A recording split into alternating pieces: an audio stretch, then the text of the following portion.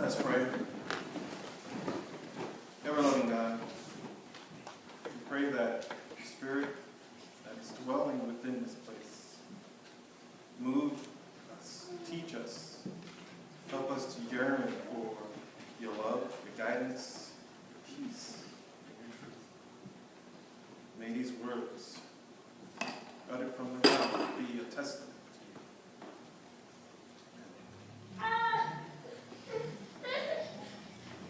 How many of you have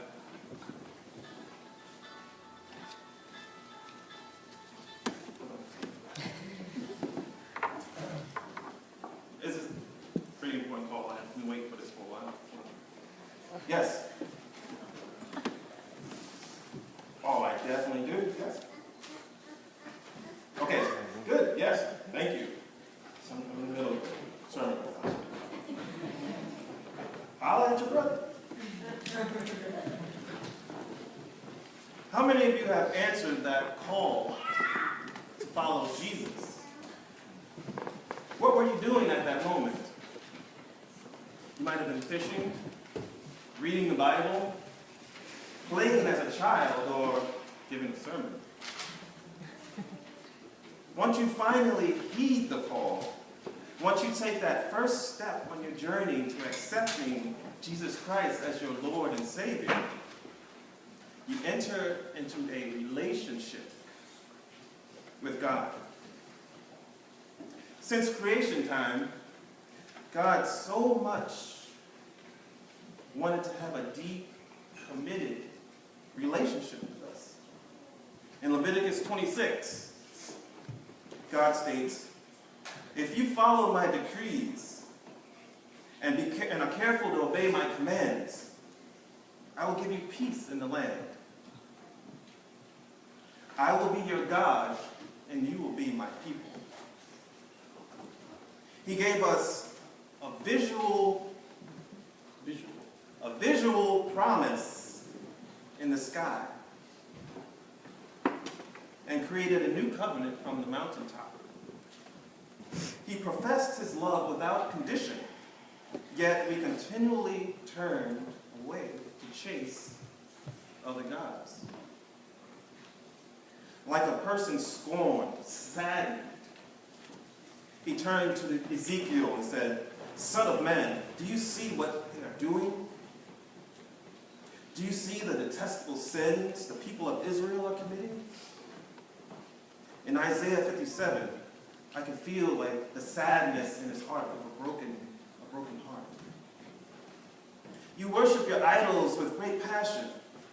Do you think that all this makes me happy? You have left me. You have given olive oil to Molech with many gifts and perfume. You have traveled far, even to the realm of the dead, to find new gods to love. Yet despite such a one-sided relationship, God never gave up on us. He sent his one and only Son to us. A newer covenant was created so that all people would have a relationship with him through Jesus. So what is your relationship with Christ like? If it remains on the surface level, it becomes too superficial. And we have instances like with the church people, the church folk in that video. A relationship is a get to know one another kind of thing. 3 years ago, we had an intern, maybe 4 now. She was our first intern, and she came back to us yesterday to ask for our blessing to meet her new boyfriend, which now is her fiance. He proposed to her at our farm. We had a relationship with her. Now she has a relationship with him. But they've moved from that surface, and they made a commitment to go deeper into their relationship. We all know that beginning in relationships like 28 years ago, I'd say. Something like that. That, I love you, dear. I love you, honey. Smooches. Weren't the people sick around you? Probably. But like them, Mike and Allison made a commitment to go deeper into their relationship. They now know each other's name, but they also know each other more deeply, more greatly. It's so strong, right?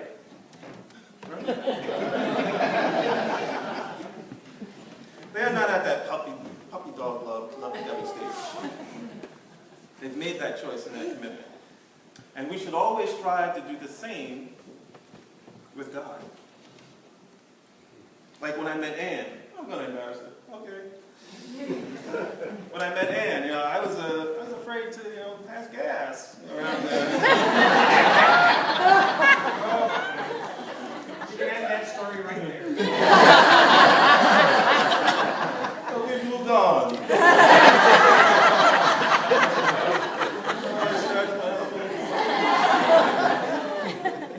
But how do we move to that next level with Jesus where there is no Jew, no Gentile, no slave or free, no male or female, and we study war no more?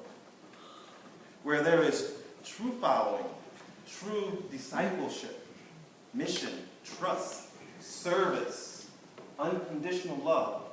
It's very authentic. A deepening relationship with God manifests itself within us, a deepening relationship with one another.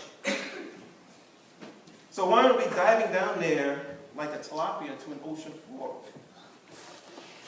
Our baggage, our addictions, our stress, fears, insecurities, pride, greed, idol worship, sin, sickness, whatever it is piled up high, and it keeps us at a distance from the loving embrace of God. Jesus gives us an example of how we can go deeper. 40 days and 40 nights he was in the wilderness, shedding whatever worldly baggage he might have had, shedding whatever Satan threw at him. Only because of his overcoming can we begin to peel away the layers and go deeper into God's rich, loving relationship. Through solitude, silence, fasting, sacrifice, we can shed what's holding us back.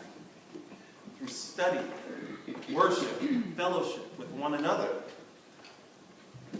and submission, we can take in what God has to offer. We're shedding what we have, shedding the worldly, and taking in the godly. The world behind us, God before us. Lent has begun. Let us take the time to consciously go deep, down deep, down deep. And I tried this with the 8 o'clock. They couldn't get it. Everyone knows that song? Mm-hmm. Can you sing it?